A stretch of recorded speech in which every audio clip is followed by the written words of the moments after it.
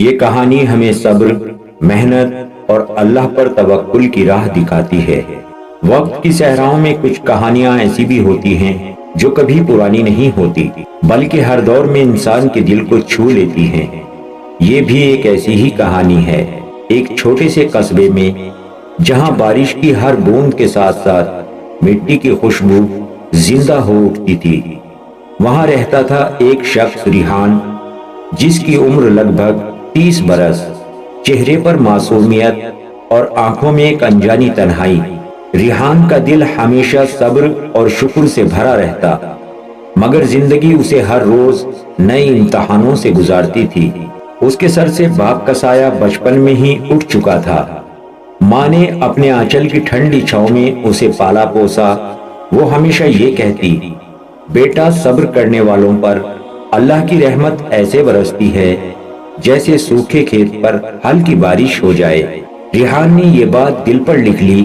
اس کی زندگی آسان نہیں تھی۔ ایک چھوٹی سی پرانی دکان تھی جس سے بامشکل اتنا کما پاتا کہ چولہا جل سکے، مگر اس کی زبان پر کبھی شکایت کا نام تک نہیں آتا۔ وہ ہر صبح فجر کے بعد قرآن کریم کی تلاوت کرتا اور پھر دکان پر بیٹھ جاتا۔ اس کی دکان بالکل سادہ تھی، ایک پرانی الماری، چند بوسیدہ ڈبے اور ایک پرانا ترازو۔ بڑے دکاندار شور مچاتے، رنگ برنگی سجاوٹ کرتے اور گراہک کو اپنی طرف کھینچ لیتے۔ ریحان کی طرف کم ہی لوگ آتے تھے، مگر اس کے سودے میں سچائی اور ایمانداری تھی۔ ناپ تول میں کبھی کوئی کمی نہیں کرتا۔ اگر کوئی غریب پیسے کم لے آتا تو کہتا، بھائی جتنا ہے اتنا ہی دے دو، باقی جب آپ کے پاس میسر ہو دے دینا۔ قصبے والے اس کی سادگی کو دیکھتے مگر مذاق بھی اڑاتے۔ بڑے دکاندار کہتے، ریحان تیرا یہ صبر اور ایمانداری کسی کام نہیں آئے گا۔ زمانہ بہت چالاک ہے، سیدھی اور سچی بات کرنے والوں کو کوئی نہیں پوچھتا۔ ریحان مسکرا دیتا اور کہتا، میرے بھائی رزق دینے والا انسان نہیں اللہ ہے، جو میرا ہے وہ مجھے ضرور ملے گا۔ مگر رات کو جب وہ اپنی بیمار ماں کے پاس بیٹھتا تو دل میں درد ضرور جاگتا۔ ماں اس کی آنکھیں دیکھ کر سمجھ جاتی اور دھیرے سے کہتی، بیٹا صبر کی راہ لمبی ہوتی ہے، مگر اس کا انعام اتنا بڑا ہوتا ہے کہ انسان سوچ بھی نہیں سکتے۔ ریحان خاموش ہو جاتا، مگر اس کے دل میں یہی سوال گونجتا، آخر یہ انعام کب آئے گا؟ وقت گزرتا گیا، حالات مزید سخت ہو گئے۔ ماں کی بیماری اور بڑھ گئی، دواؤں کا خرچ بڑھ گیا۔ کئی بار ایسا بھی ہوا کہ ریحان خود بھوکا سو گیا، مگر ماں کے لیے روٹی ضرور پکائی۔ آنکھیں نم ہوتی مگر لبوں پر یہی الفاظ ہوتے، اللہ تیرا بڑا شکر ہے، الحمدللہ۔ ایک دن کی بات ہے، شام کا وقت تھا، آسمان پر ہلکے بادل تھے، ہواؤں میں مٹی کی خوشبو۔ ریحان دکان بند کر رہا تھا کہ اچانک ایک اجنبی قصبے میں داخل ہوا۔ لمبا قد، چہرے پر سفید داڑھی، آنکھوں میں وقار اور لباس سے لگتا تھا کہ بڑا دولت مند ہے۔ وہ سیدھا ریحان کی دکان پر آیا اور بولا، مجھے سب سے اچھے چاول چاہیے، مگر ناپ تول میں ذرا بھی کمی نہ ہو۔ ریحان مسکرایا اور کہا، جناب اللہ کی قسم میرے ترازو میں کبھی کمی نہیں ہوتی۔ پھر اس نے بڑی تسلی سے چاول تول کر تھیلی میں ڈال دیے۔ اجنبی نے تھیلی لی، ریحان کی آنکھوں میں دیکھا اور بولا، تو دوسروں سے الگ ہے، باقی دکانداروں جیسا نہیں۔ یہ کہہ کر اس نے پیسے دیے اور چلا گیا۔ ریحان نے اس بات کو معمولی سمجھ کر بھلا دیا، مگر اسی رات جب وہ اپنی ماں کے پاس بیٹھا تو ماں نے اچانک کہا، بیٹا مجھے محسوس ہو رہا ہے کہ اللہ تجھے جلد ہی کسی بڑی رحمت سے نوازنے والا ہے۔ ریحان نے گہری سانس لی، اسے لگا شاید ماں اسے تسلی دے رہی ہے۔ اگلی صبح فجر کی نماز کے بعد وہ دکان پر بیٹھا تھا کہ وہی اجنبی دوبارہ آیا۔ اس بار اس کے ساتھ ایک نوکر بھی تھا، ہاتھوں میں کپڑے کے تھیلے اور آنکھوں میں جلد بازی۔ اجنبی نے کہا، کل تیرے ترازو میں جو سچائی دیکھی برسوں میں نہ ملی۔ آج مجھے بہت سا سامان چاہیے اور میں چاہتا ہوں کہ تو ہی مجھے دے۔ ریحان نے اطمینان سے ہر چیز کو تولا، گندم، دال، مسالے سب کچھ ترازو سے گزر کر تھیلیوں میں جاتا رہا۔ اجنبی کی نظریں بار بار ریحان پر پڑتی رہی جیسے وہ اسے پرکھ رہا ہو۔ جب سودا پورا ہوا تو اجنبی نے پیسے دینے کی بجائے اپنی جیب سے ایک چھوٹا سا تھیلا نکالا اور کہا، یہ رکھ لو، اس میں تیری محنت سے کہیں زیادہ ہے، اپنی دکان کے لیے کچھ بہتر کر لے۔ ریحان نے حیرانی سے تھیلا کھولا، اندر چمکتی ہوئی چاندی کے سکے تھے۔ اس کی آنکھیں پھیل سی گئی، مگر اگلے ہی لمحے وہ تھیلا آہستہ سے واپس کر کے بولا، جناب مجھے اتنا ہی چاہیے جتنا میرا حق ہے، باقی مجھے گناہ سا لگتا ہے۔ اجنبی کے چہرے پر ہلکی سی مسکراہٹ آئی، جیسے وہ یہی جواب سننے آیا ہو۔ اس نے سکے واپس جیب میں رکھے اور کہا، تو واقعی سب سے الگ ہے، صبر اور ایمانداری میں تیرا کوئی ثانی نہیں۔ یہ کہہ کر وہ خاموشی سے چلا گیا۔ دن گزرتے گئے اور اب ریحان کی دکان پر اس اجنبی کا آنا جانا بڑھ گیا۔ کبھی وہ تھوڑی سی چیز خرید لیتا، کبھی بیٹھ کر ریحان سے باتیں کرتا۔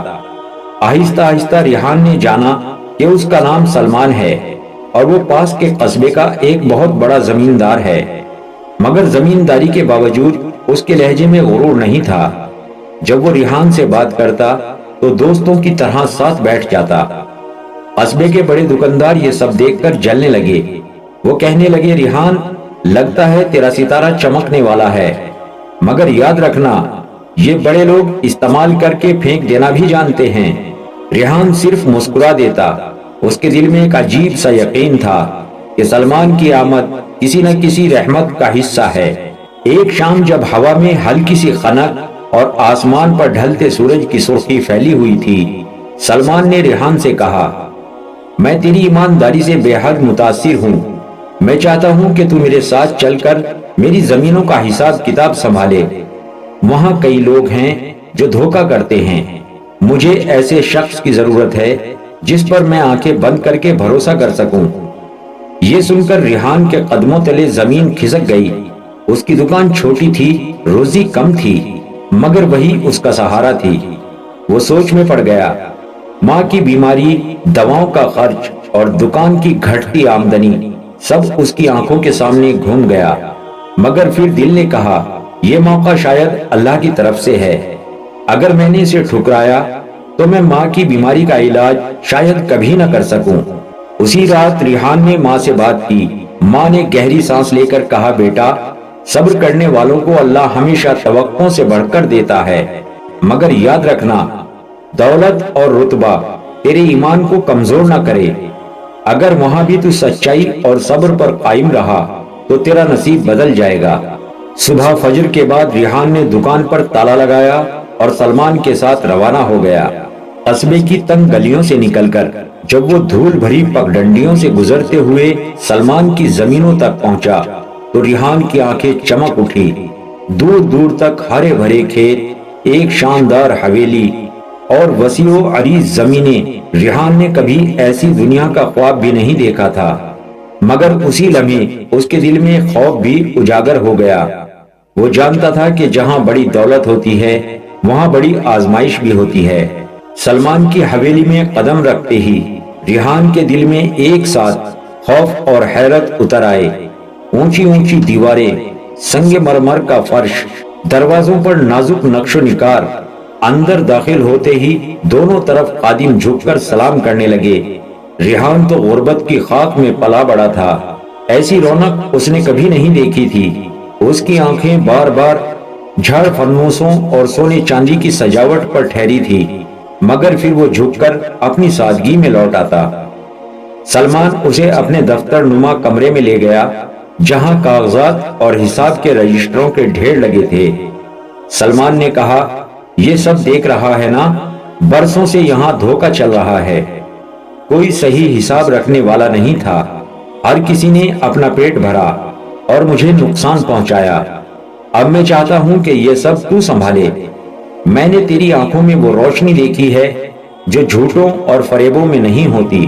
ریحان نے سر جھکا کر کہا، جناب اگر اللہ نے چاہا تو میں آپ کی امید پر خرا اتروں گا۔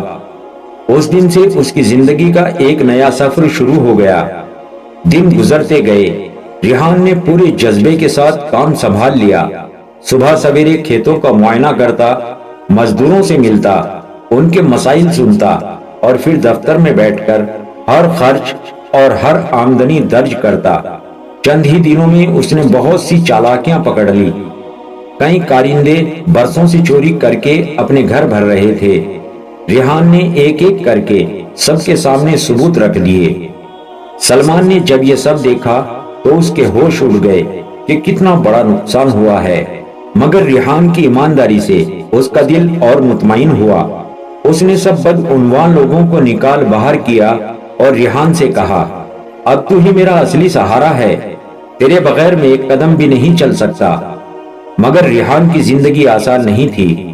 حویلی جتنی بڑی تھی اتنی ہی بڑی وہاں کی چالاکیاں اور دشمنیاں بھی تھی۔ کئی نوکر اور کارندے اس سے جلنے لگے۔ انہیں لگتا تھا کہ ریحان کی وجہ سے ان کا راز کھل گیا ہے اور اب وہ رسوا ہو گئے ہیں۔ وہ اس کے خلاف سازشیں کرنے لگے۔ کوئی اس کی پیٹھ پیچھے باتیں کرتا، کوئی اسے بدنام کرنے کی کوشش کرتا، مگر ریحان ہر بات پر صبر کرتا۔ وہ سوچتا، اگر میں بھی ان جیسا بن گیا تو اللہ کے سامنے کیا منہ دکھاؤں گا؟ بہتر ہے کہ خاموش رہ کر صبر کروں اور اپنے کام پر دھیان دوں۔ ماں کی بیماری اس کے دل پر بوجھ کی طرح رہتی۔ ہر مہینے دواؤں کا خرچ بڑھ رہا تھا، مگر اب وہ سلمان کی ملازمت کی بدولت کچھ نہ کچھ پیسے گھر بھیج پاتا۔ ماں اکثر دعاؤں میں ہاتھ اٹھاتی، یا اللہ میرے بیٹے کے صبر کو قبول فرما اور اس کی محنت کو برکت دے۔ یہ دعا ریحان کے لیے سب سے بڑی طاقت تھی۔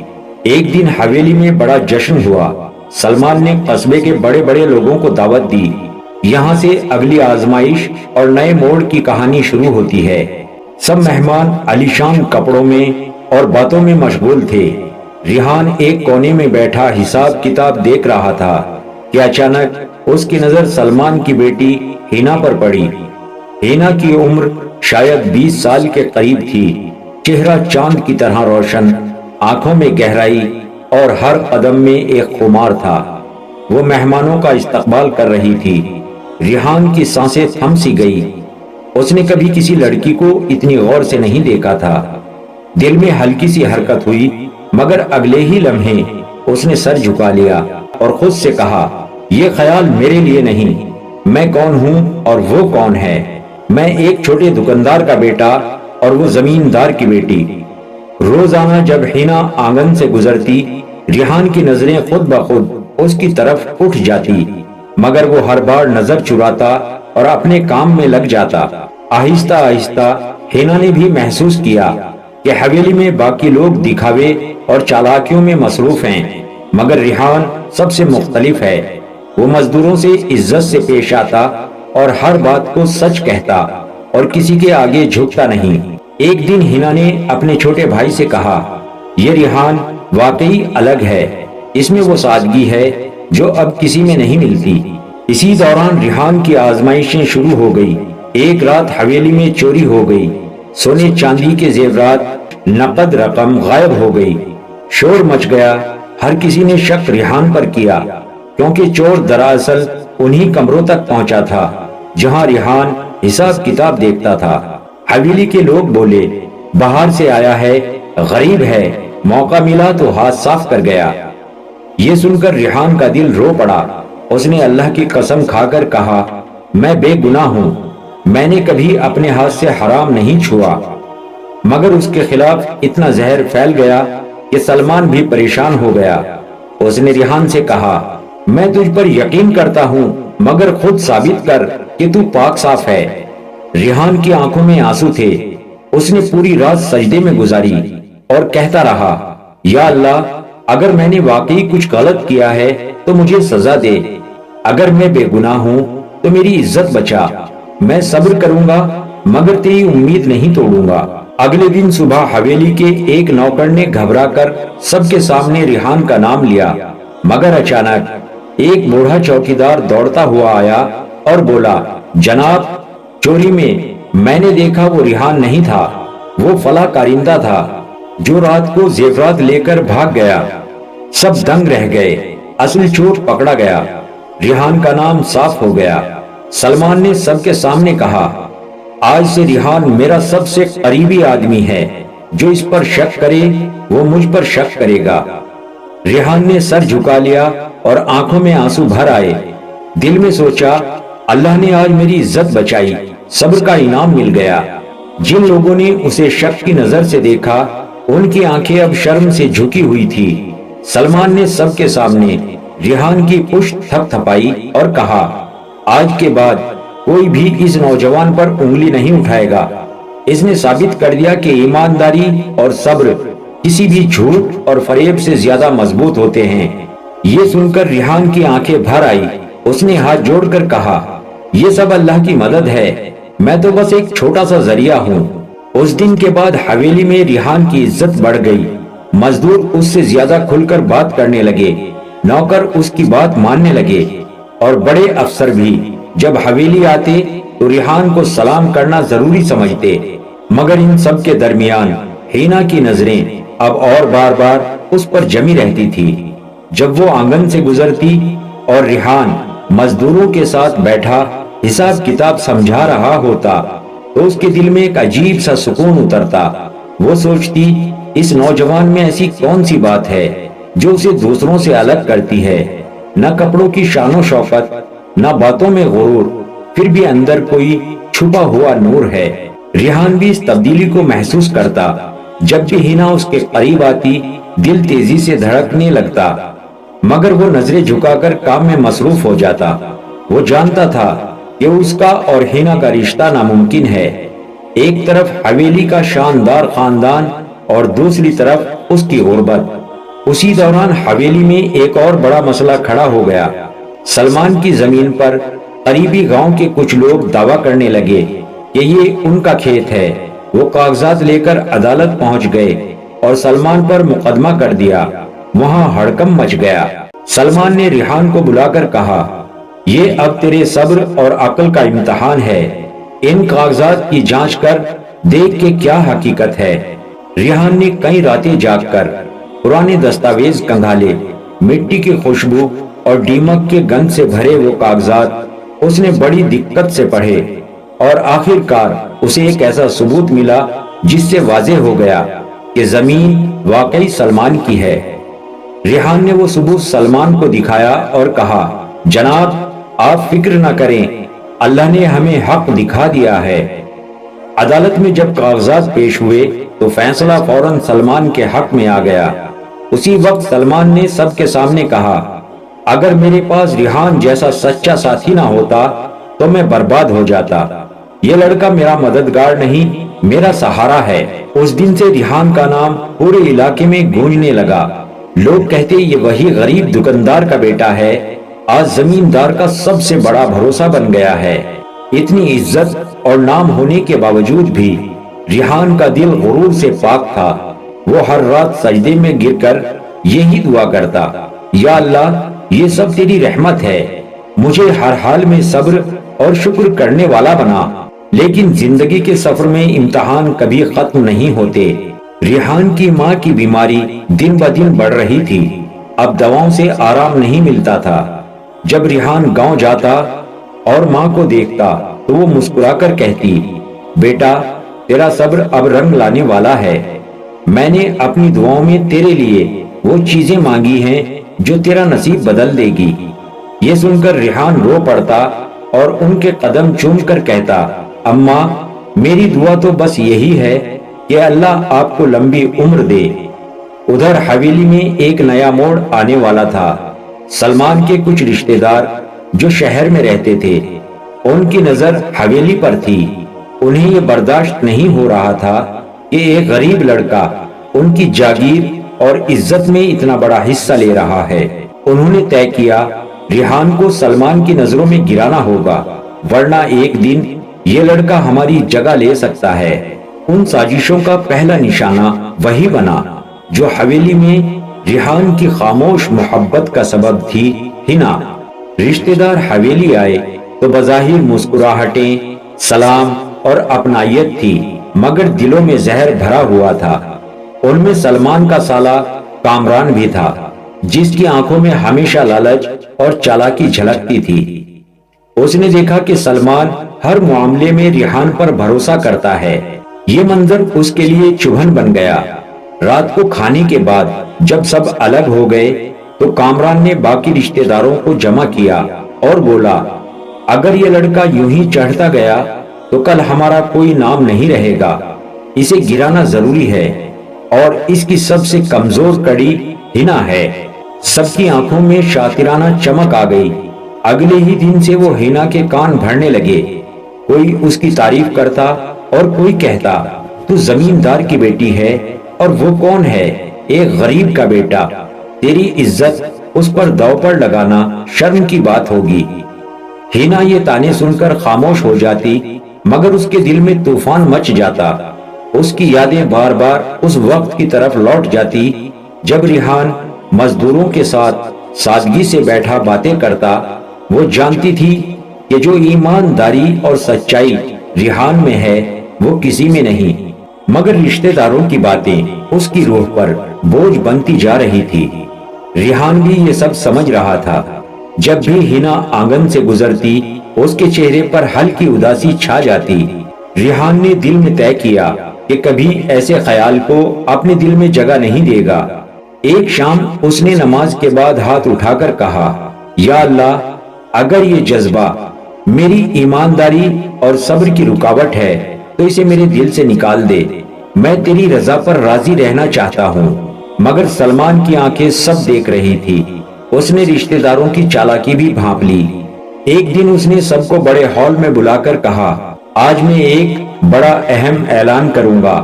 رشتہ دار چونک گئے۔ انہیں لگا شاید سلمان انہیں جائیداد میں حصہ دینے والا ہے، مگر سلمان نے ان کی امیدوں پر پانی پھیر دیا۔ اس نے سب کے سامنے کہا، میں نے طے کر لیا ہے کہ میری زمین اور میرا گھر اب اس کے سپرد ہوں گے جس نے مجھے بربادی سے بچایا، چوری سے نکالا اور عدالت میں میری عزت رکھی، اور وہ ہے ریحان۔ پورا ہال سن ہو گیا۔ رشتہ داروں کی آنکھوں سے حسد ٹپکنے لگا۔ کامران دانت پیس کر بولا، بھائی جان، آپ ایک پرائے لڑکے کو اپنے خون سے اوپر رکھ رہے ہیں۔ سلمان نے اس کی طرف ٹھنڈی نظروں سے دیکھا اور کہا، رتبہ خون سے نہیں ملتا، کردار سے ملتا ہے، اور ریحان نے وہ کردار دکھایا ہے جو میرے کسی رشتہ دار نے نہیں دکھایا۔ یہ اعلان سن کر رشتہ دار اور زیادہ بگڑ گئے۔ انہوں نے کھلم کھلا ریحان کے خلاف سازشیں شروع کر دی۔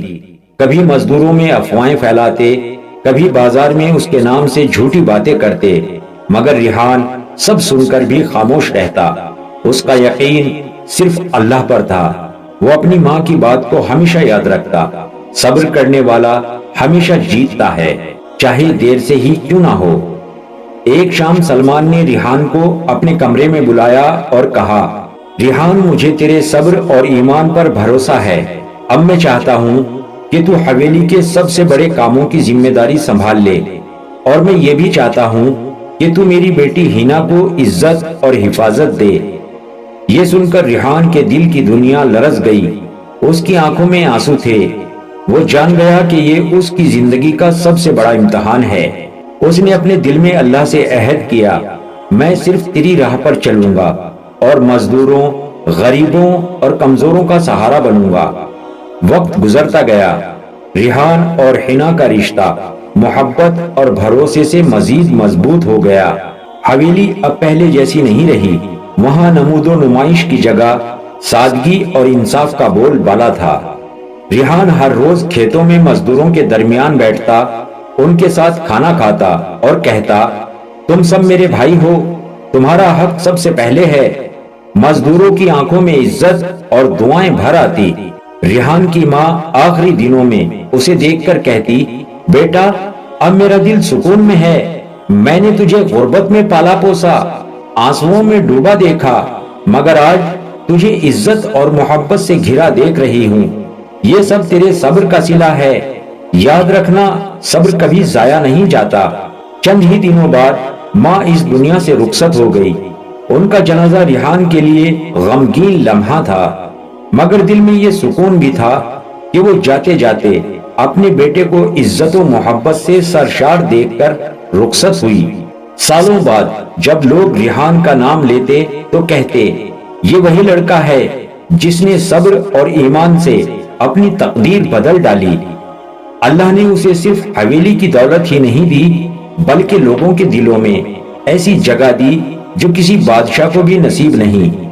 قصبے کے بچے جب مسجد میں قرآن پڑھتے اور پھر باہر نکل کر حویلی کی طرف اشارہ کرتے تو ان کے بزرگ کہتے، دیکھو یہ وہ حویلی ہے جو صبر کے انعام سے برکتوں سے بھر گئی۔